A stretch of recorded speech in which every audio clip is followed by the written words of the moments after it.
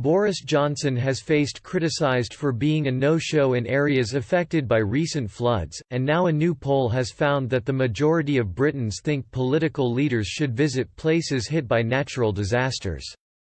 The YouGov survey revealed that 68% think political leaders should visit areas affected by natural disasters.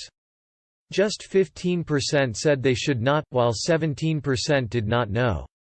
YouGov polled 2,296 British adults on February 27. It comes as the Prime Minister has come under mounting pressure to visit flood-hit parts of Worcestershire and Shropshire, where residents have been forced to evacuate. Labour leader Jeremy Corbyn branded Mr Johnson a part-time Prime Minister over his response to the flooding across the country and accused him of sulking in his Grace and Favour mansion in Kent. Speaking at Prime Minister's Questions on Wednesday, Mr Corbyn said, "You can't give local authorities the clear message you support them and then turn your back on them."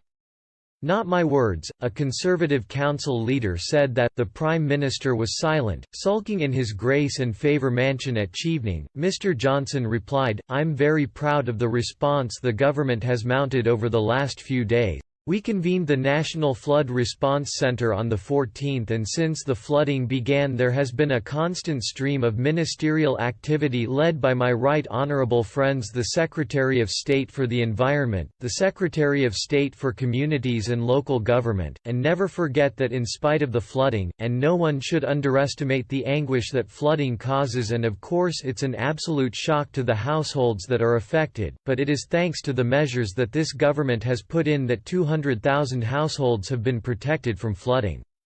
And we don't hear that from Mr Corbyn."